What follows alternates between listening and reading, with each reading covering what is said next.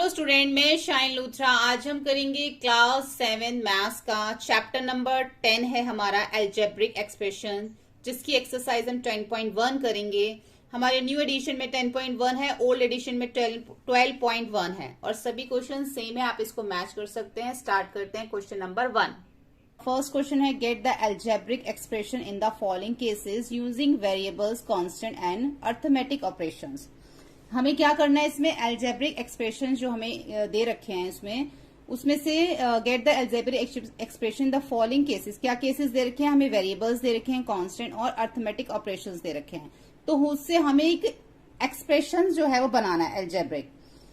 अब जो हमारे कांस्टेंट के मैंने आपको इंट्रोडक्शन वीडियो में बताया था, वेरिएबल्स क्या है, अर्थमेटिक ऑपरेशंस क्या होते हैं, जो हमारे साइन होते हैं, प्लस माइनस मल्टीप्लाई, ये जो हमारे साइन होते हैं, डिवाइड, ये सब हमारे अर्थमेटिक ऑपरेशंस में आते हैं। ठीक है, तो हमने इन सब चीजों का, वेरिएबल का, कांस्टेंट का, अर्थमेटिक ऑपरेशन का यूज करके हमने अलजेब्रिक एक्सप्रेशन जो है वो यहाँ पे बनानी है।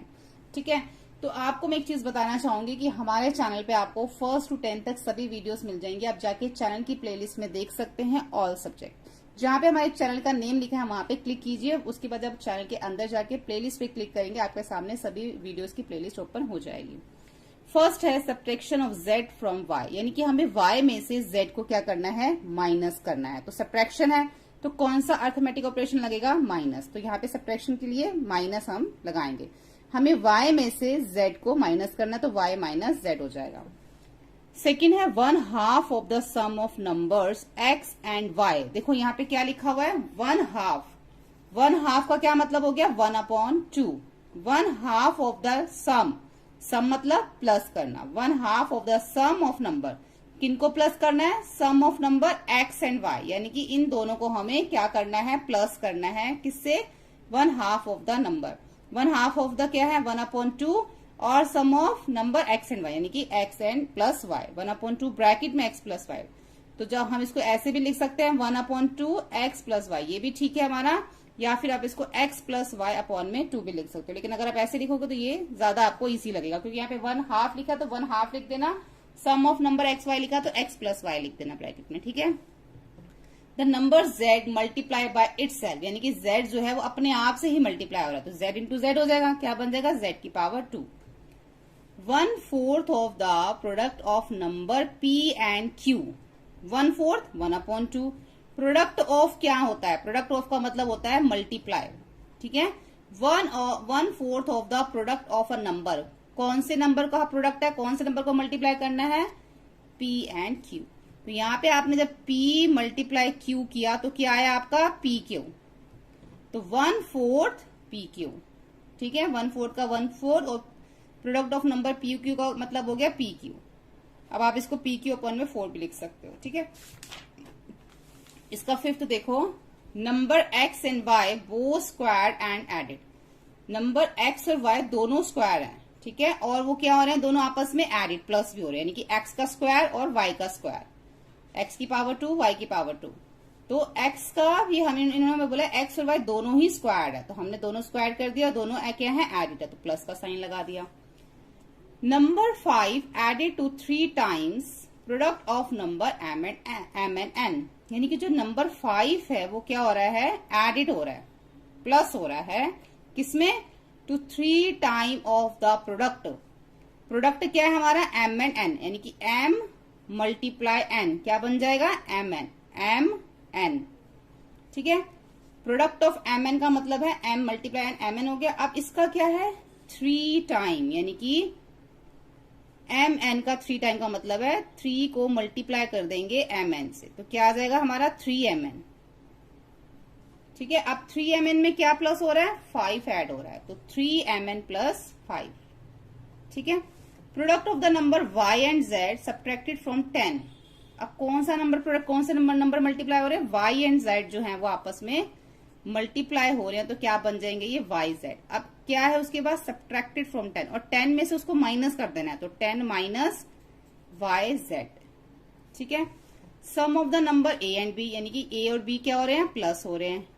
सब्ट्रैक्टेड फ्रॉम, किस में से माइनस होंगे, देयर प्रोडक्ट, उसके इसी के प्रोडक्ट में से माइनस हो जाएंगे। तो पहले क्या है, sum of the number a plus b, ये हो गया। अब सब्ट्रैक्टेड फ्रॉम देयर प्रोडक्ट, यानी इनका प्रोडक्ट क्या हो जाएगा, ए इंटू बी क्या हो जाएगा, ए बी। अब इसके प्रोडक्ट में से ये माइनस हो रहा है, तो A B minus A plus B bracket में, ठीक है। ये हो गया हमारा क्वेश्चन नंबर 1। क्वेश्चन नंबर 2 देखेंगे, identify the terms and their factor in the following expression. अब हमें यहाँ पे दे रखा है show the terms and factor, हमें जो जितने भी टर्म्स दे रखे इसके फैक्टर्स बताने हैं और इसकी टर्म्स। हमें फर्स्ट दे रखा है x माइनस 3, तो x माइनस 3 क्या है, इसमें हमारी दो टर्म्स हैं, एक है हमारी x और एक है हमारा यहाँ पे 3, ठीक है। यहाँ पे बता रखा है। अब x का फैक्टर क्या बन जाएगा, x और 1, x मल्टीप्लाई 1 x होगा, और माइनस 3 का माइनस 1 मल्टीप्लाई 3, ठीक है। तो ये इसका फैक्टर बन जाएगा। हमें टर्म्स क्या करने, show the terms and factor, हमें टर्म और फैक्टर दोनों शो करने हैं इस ट्री डायग्राम में, ठीक है। उसके बाद आ जाता है 1 प्लस वाई स्क्वायर, तो इसमें कितनी टर्म्स हो गई, 1 2 3, 1 x और x स्क्वायर, इनके x की पावर 2। अब इसमें फैक्टर क्या हो गया, 1 into 1 1, x into 1 x into x square हो गया, ठीक है। ये इसका फैक्टर हो गया। सी देखो, y माइनस वाई 3, तो इसकी टर्म्स क्या हो गई, y और माइनस वाई 3, फैक्टर क्या हो गया, y इंटू 1 y। अब इसके अंदर y जो है वो y की पावर 3 दे रही थी, तो y हमें 3 टाइम लिखना पड़ेगा, y into y into y, लेकिन इसमें साथ में क्या है, माइनस भी है, तो हमें -1 से भी इसको मल्टीप्लाई करना पड़ेगा। अगर हम सिर्फ y इंटू वाई कर देंगे तो सिर्फ y की पावर 3 आ जाएगी, माइनस कहां से आएगा फिर।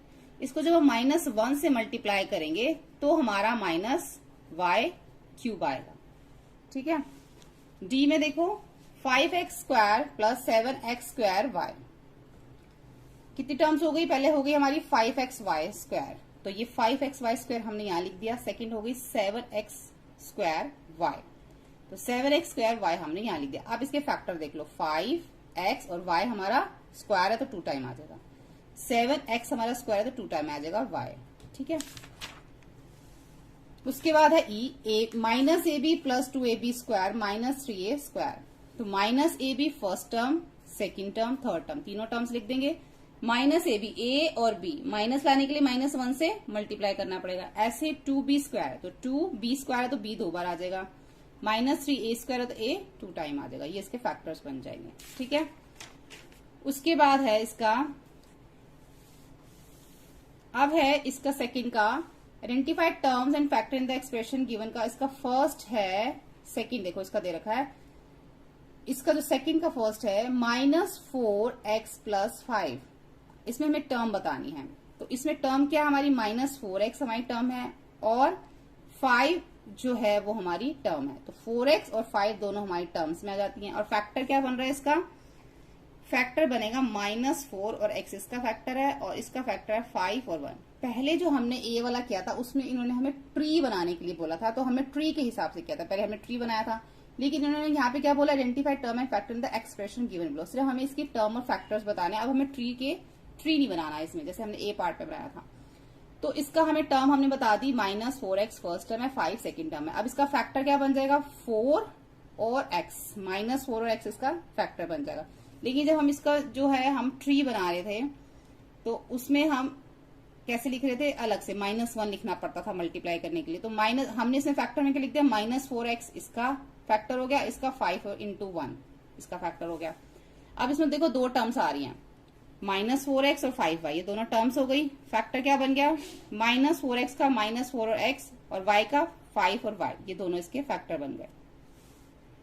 5y और 3y स्क्वायर, ये दोनों टर्म्स हो गई।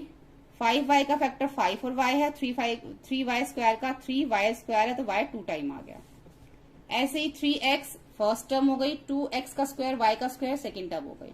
तो इसमें x इंटू वाई, यानी कि x और y दो हमारे इसमें फैक्टर बन गए। 2x का स्क्वायर 2 बार x आएगा, y का स्क्वायर तो y भी 2 टाइम आएगा। ऐसे pq प्लस q, तो pq और q दोनों हमारे टर्म्स हो गए और p और q फैक्टर है, q और 1 फैक्टर हो गया, ठीक है। तो इसका अब हम देखते हैं आगे। f 1.2ab minus 2.4b plus 36a, अब देखो इसमें ये एक फर्स्ट टर्म हो गई, ये सेकेंड टर्म हो गई, ये थर्ड टर्म, तीनों टर्म्स हमने यहाँ पे लिख दी। फैक्टर 1.2 ये फैक्टर हो गया, ए और बी हमने कोमा लगा के लिख दिया, ये इसके फैक्टर हो गए। ऐसे ही सेम इसमें हो गया -2.4 एक फैक्टर है, बी दूसरा फैक्टर है, 3.6 माइन और यहाँ पे कोमा ए। तो हम यहाँ पे इसको फैक्टर्स में क्या लगा रहे हैं, कोमा लगा रहे हैं, ठीक है। ऐसे इसका ये फर्स्ट टर्म हो गया, ये इसकी सेकंड टर्म हो गई। अब 3/4 और कोमा एक्स, इसके दो फैक्टर हो गए। 1/4 और कोमा 1, इसके भी ये दो फैक्टर हो गए। ऐसे 0.1 और 0.2 क्यू दोनों में जो है पावर क्या है, पी का स्क्वायर, यहाँ पे क्यू का स्क्वायर है, तो दोनों दो टर्म्स हो गई। तो 0.1 कोमा क्यू, पी स्क्वायर है तो इसलिए पी यहाँ पे दो बार आ गया, यहाँ पे क्यू स्क्वायर है तो यहाँ पे क्यू दो बार आ गया। इस तरीके से हमने पहले वाले में ट्री के थ्रू बताया था इसके टर्म्स और फैक्टर, और इसमें हमें इस तरीके से इसके टर्म्स और फैक्टर जो है वो बताने। तो इसमें हमारे हो गए क्वेश्चन नंबर 1 और 2। नेक्स्ट क्वेश्चन नंबर 3 करेंगे एक्सरसाइज 12.1 क्लास 7 का। क्वेश्चन नंबर 3 में हमें बोला गया identify the numerical coefficient of terms other than constant in the following expression. अब हमें जो है इसके अंदर क्या दिखानी है, जो हमें यहाँ पे एक्सप्रेशन दे रखी है, इसके अंदर हमें टर्म और कोएफिशिएंट बताना है। जैसे कि 5 - 3t² है, तो इसमें जो टर्म बन रही है हमारी वो बन रही है -3t², जो हमारी एक टर्म बन रही है। अब -3t² का जो कोएफिशिएंट यानी कि जो t² का कोएफिशिएंट है वो क्या है, -3, जैसे आपको मैंने इंट्रोडक्शन वीडियो में समझाया था, ठीक है। अब इसके अंदर हमें क्या देखना है, अब देखो इन्होंने हमें क्या बोला, आइडेंटिफाई द न्यूमेरिकल कोएफिशिएंट। हमें इसके अंदर न्यूमेरिकल कोएफिशिएंट हमने यहाँ पे जितने भी हैं वो सारे निकालने हैं ऑफ टर्म, जो अभी हमें यहाँ पे टर्म दे रखी है। अब यहाँ पे सेकेंड वाले में देखो टी का स्क्वायर, टी का क्यूब, ये हमने तीनों टर्म्स लिख ली और तीनों का जो हमारा कोएफिशिएंट है 1 होगा। जब कोई भी डिजिट साथ में ना हो तो उसका कोएफिशिएंट क्या मानते हैं, 1 मानते हैं। ऐसे यहाँ पे क्या है x, 2xy और 3y, तो तीनों क्या है, ये हमारी टर्म्स हो गई। x का जो कोएफिशिएंट 1 हो गया, 2xy, xy का क्या हो गया 2 हो गया, और y का कोएफिशिएंट है हमारे यहाँ पे 3। ऐसे 100m प्लस 1000m, अब 100m और 1000 हमारी टर्म्स हो गई। m का कोएफिशिएंट क्या हो गया हमारा 100 और n का हो गया 1000, -p² q² प्लस 7pq। अब ये हमारे दो टर्म्स हो गई। अब इसके साथ कोई डिजिट नहीं है ना, तो इसको हम 1 ही मानेंगे, तो -1 इसका कोएफिशिएंट हो गया और 7 इसका कोएफिशिएंट हो गया। 6 देखो 1.2a प्लस 0.8b, तो ये दोनों इसकी टर्म्स हो गई, हमने यहाँ लिख दी। कोएफिशिएंट a का हो गया 1.2, b का हो गया 0.8।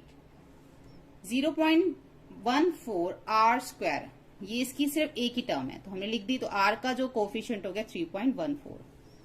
2l प्लस b, अब इसको मल्टीप्लाई करेंगे 2 को l से 2l प्लस साइन 2 को b से मल्टीप्लाई करेंगे 2b, तो दो टर्म बन गई 2l प्लस 2b, तो l का कोएफिशिएंट 2 और b का भी 2। 0.1y प्लस 0.01y का स्क्वायर, अब ये दो टर्म्स हो गई, y का कोएफिशिएंट 0.1 और y स्क्वायर का कोएफिशिएंट 0.01, वो हमने यहाँ पे लिख दिया, ठीक है। तो बहुत ही सिंपल है। क्वेश्चन नंबर 4 देख लेते हैं। Identify terms which contain x and give the coefficient of x। देखो यहाँ पे हमें क्या दे रखा है कि term with x and coefficient of x। जैसे कि यहाँ पे हमें दे रखा है x क्या है, x square sorry y square x plus y, तो यहाँ पे y स्क्वायर और x, y स्क्वायर x और y स्क्वायर। देखो हमें जितने भी ना इन्होंने क्या बोला है कि हमें जो x के साथ, देखो which contain x and give the coefficient of x, हमें किसका कोएफिशिएंट निकालना है, x का। अब यहाँ पे जो x के साथ क्या है, y स्क्वायर है, तो x देखो y स्क्वायर हमारा ये हमारा टर्म हो गया, टर्म लिख देंगे। अब x का जो कोएफिशिएंट बन रहा है वो है y स्क्वायर, ठीक है। ऐसे यहाँ पे जो हमारा टर्म बन रहा है x वाला कौन सा है, -8yx, तो हमने टर्म लिख दिया। अब x का हमारा कोएफिशिएंट क्या है यहाँ पे -8y, यहाँ पे हमारा सिर्फ x सिंगल है तो यही इसकी टर्म है, और x की वैल्यू यहाँ पे क्या है, इसका कोएफिशिएंट है 1। अब यहाँ पर है हमारा x कहाँ पर, z के साथ, तो ये इसका टर्म हम zx यहाँ लिख देंगे और x का कोएफिशिएंट है यहाँ पे z। और यहाँ पे हमारा देखो एक x ये है और एक x ये है, तो दो टर्म्स है हमारी x और xy। x का यहाँ पे कोएफिशिएंट 1 हो जाएगा और यहाँ पे जो x का कोएफिशिएंट है वो y है। यहाँ पे देखो यहाँ पे हमें दे रखा है x y स्क्वायर, यानी कि ये हमारा टर्म बन जाएगा 12xy स्क्वायर। अब यहाँ पे x के जो कोएफिशिएंट क्या दे रखा है 12 और y स्क्वायर, हमें सिर्फ x के साथ वाले लिखने हैं। यहाँ पे 7x और xy स्क्वायर, तो यहाँ पे 7x और xy स्क्वायर दो टर्म्स बन रही क्योंकि दोनों में ही x है, तो यहाँ पे x का कोएफिशिएंट है 7 और यहाँ पे x का कोएफिशिएंट है y स्क्वायर, ठीक है। बी पार्ट देखेंगे, identify terms which contain y square and give the coefficient of y square. अब हमें यहाँ पे वाई स्क्वायर का जो कोफिशिएंट है और जो वाई स्क्वायर वाली टर्म्स है वो लिखनी है। तो हमारे यहाँ पे वाई स्क्वायर वाली टर्म है x y square minus x y square. तो यहाँ पे जो वाई स्क्वायर का कोफिशिएंट है वो है माइनस एक्स। यहाँ पे हमारी ये टर्म है 5 वाई स्क्वायर, वाई स्क्वायर का कोफिशिएंट है यहाँ पे 5। अब 2x स्क्वायर वाई माइनस, ये देखो यहाँ पे x का स्क्वायर है, लेकिन ये हमारी टर्म नहीं होगी, जो उन्होंने बोला y का स्क्वायर वाली टर्म चाहिए। तो ये हमारी y के स्क्वायर वाली और ये दो टर्म्स है, तो दोनों हमने यहाँ लिख दी। यहाँ पे जो y का स्क्वायर का कोफिशिएंट है माइनस 15x है और यहाँ पर है 7।